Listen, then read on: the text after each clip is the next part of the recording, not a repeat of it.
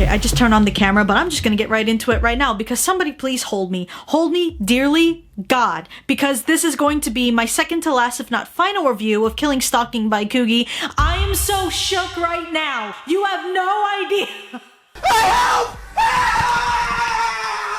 In order to understand any context of what I'm saying, you need to be fully caught up with Killing Stalking because this is the end. This is the end. This is the finale that we have been waiting for. There's probably one more chapter coming up, but I'm gonna get to that in just a second. Killing Stalking, a webcomic, a manhwa written by Koogi that you guys can go read on Lezen, which is where I personally do it, but links in the description. You guys know how this works. Anyway, so this is going to be my review about it, so let's just get right into it. So first off, I actually did a live reaction on my phone as I was reading this last week, and I'm still pretty shook after I've meditated on it. Now, I need to apologize to all of you that are looking forward to this review. I am not going to be showing images of the newest chapters because I feel like they are just so important to the story that I feel I'm going to just keep that to the reader. I'm not going to show anything. But I am going to be losing my shit for the next 6 minutes. So chapter 65, Yoonbum is sitting there. He is looking right up into the window where the detective and Sangwoo were going at it, and then the huge explosion happened. The detective comes out, Yoonbum looks at him for about 1 second, looks back at the explosion, and then notices that Sangwoo hasn't come out, so obviously he's still up in the fire. Now in the last video, I mean, forgive me if this was spoilers,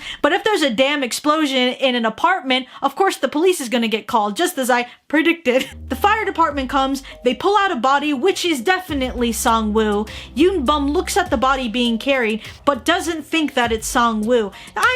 This is what was so confusing to me, because it's like, I feel like something happened to Yoonbum. I feel like he got so damaged by everything that has happened. Maybe the explosion was like a light from God or something like that, because he has completely forgotten what Sangwoo looks like, but he knows in his heart that he still loves him, if that's what we want to call it. And throughout chapter 66 and 67, they have blacked out Sangwoo's eyes, and I think that's just symbolism because Yoonbum doesn't know what he looks like. So the firemen and the police go inside and do an investigation, and the bombshell that happens is that they poked a hole in the wall and find the mom's dead body sitting there along with other victims, but the mom. Did anybody see that coming?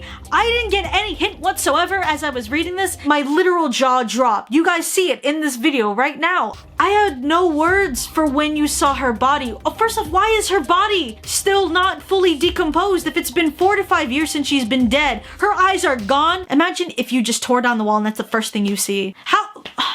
Oh my god. Guys, I'm sorry if I forgot something in the early chapters. I honestly can't remember if there were any hints or if that was just a shocker that Koogi just put on us as readers. And that goes to show you how messed up Sangwoo was from everything. Everyone in the story was so messed up. And this is where it got emotional, guys. So on a serious note, I almost cried. I was so close to crying because then Yoonbum is taken to the hospital. Sangwoo is taken to a completely different hospital. Everybody now knows that Sangwoo is the culprit because now it is breaking news and has probably gone down as the most hated man in modern South Korean history. I don't know if this is worldwide breaking news, but we're gonna keep it in South Korea as the setting for this story. Anyway, so you guys get the point. He is hated by everybody, and Yoonbum is just sitting there.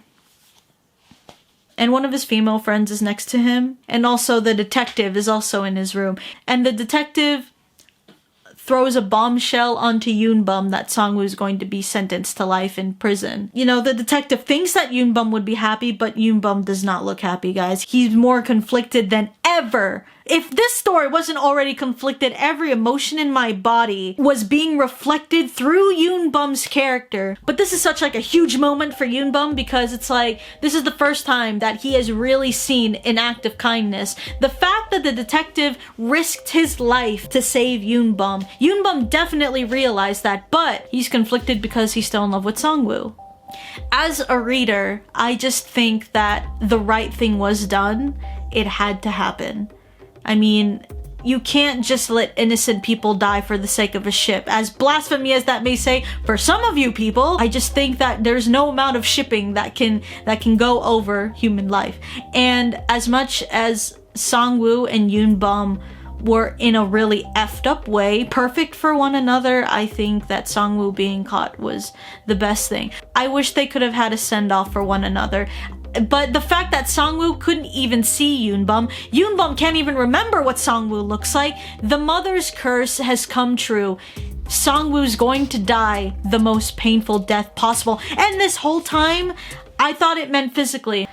I think that when Yoonbum was on his bed thinking to himself, he probably thought, if I don't see Sangwoo now, I'll never be able to see him. Whether or not that's a good thing is totally up to you and where your morals lie with these characters. But he eventually finds the courage to try and take a taxi and try and go to the same hospital as Sangwoo. That taxi driver drops him off at the wrong place, and then he screws it up again by trying to get over there, and the front desk tells him, oh yeah, Sangwoo is in room blah blah blah. Yoonbum then goes over to the room number, and there is a body that is wrapped up in bandages, and he goes over and says to Sangwoo, this is the last that you're gonna see of me. I'm never gonna come back again, but I wanted to give you this ring. And it turns out that it's not Sangwoo, it's a completely different patient. Before I move any further, I just wanted to say that I think that's why I feel I was proven wrong in one of my past reviews where I said Yoonbum is in no way, shape, or form ready to live on normally, that he can't stand up on his own 2 feet.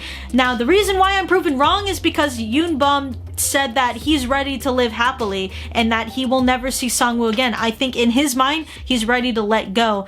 But something else happens when he finds out that that patient was not Sangwoo in the first place, which is embarrassing in itself. Now, the nurse takes him over to a security guard and tells him, hey, this is Yoonbum, he's come to see Sangwoo. Then finds out that Sangwoo got cremated secretly by the hospital who didn't want the police or the public to know. How messed up is that, man? Like, okay, you guys just tell me your opinion on this. According to the hospital, they couldn't find any family, but they didn't want anybody to know that they'd cremate the culprit, Sangwoo. That really is a painful way to die, and that's not even the worst of it. See, what's worse than dying is dying with like no one to love you and no one there for you. Not to mention you were taken to a hospital and you get cremated in secret, so no one even knows that you're dead except some really sketchy ass people. That's really crappy for a hospital to do, guys. That's... Ooh! Can you imagine what Sangwoo was like that night? Because you don't get to see that. You don't know what Sangwoo was thinking of. You didn't even know if he was alive, honestly, but you find out from an old woman that Sangwoo was desperately calling out for Yoonbum. And then he just dies alone. He literally dies alone, and the only time he is joined with Yoonbum again is in ashes. But Yoonbum goes back to the house where it all happened, and it's covered in police tape. He goes inside, and the first thing that happens, he loses his balance, and he drops the ashes. That's another layer of a painful way to die. Not only did you die alone and in secret, and also stored in a closet, forgot to add that part, but then you're also dropped on the floor and Yoonbum is just covered in Sangwoo's ashes. And then you see that moment also when Yoonbum has the ring in his hand and the dust. The fact that he can't even give Sangwoo a ring is like, there's nothing in the cards for Sangwoo or Yoonbum. There is no way that they can be together. In death, like, nobody except Yoonbum knows that he's dead. And that hospital, but no one gives a shit about Sangwoo at that hospital. Like, Yoonbum won't even be able to go to a grave. Yoonbum won't even be able to keep that urn because all the ashes are everywhere. So quite literally, Sangwoo has turned into nothing. And then he thinks that he hears Sangwoo calling him, which I think is just a hallucination, but he runs outside and sees Sangwoo standing there, and then Sangwoo just kind of runs off. Yoonbum's chasing after him, and he sees Sangwoo locking arms with another girl. It breaks Yoonbum's heart. I think it's all a hallucination. And then as Sangwoo's image is sort of crossing the street, Yoonbum chases after him, and the crosswalk sign turns from red to green, which implies that a car is probably gonna hit Yoonbum, and I really hope that it doesn't. But if in the next chapter, and probably the final chapter, if a car hits Yoonbum, this is a tragedy at its finest, because it's like, maybe that's the only way they can find peace in the world is in death. Which sucks because I feel like Yoonbum was ready to live normally, guys. I was glad to be proven wrong when I said that Yoonbum couldn't stand on his own 2 feet, but he could have. No matter how this ends, I'm going to really miss these characters and only wish that they had something better for them. If Sangwoo and Yoonbum never had any mental illness, if they actually were brought up quite well, do you think they would have ever met? And if they did in another life, do you think they would have bonded as well? I have a very similar feeling as when I read the end to Metamorphosis. Anyway, so that's all I'm going to be saying about Killing Stalking. Unless if I'm proven wrong and that was the last chapter and there isn't another one to come out, I'll update the description. But I think that there's something else to come out because it said that there's a creator's note and a sign off from Koogi coming up. You guys open up for discussion in the comments below because I know that that finale has messed up a lot of people's minds. So I appreciate you guys for watching. Subscribe to my channel for more anime and otaku related content, and I will see you guys in the next video. Bye!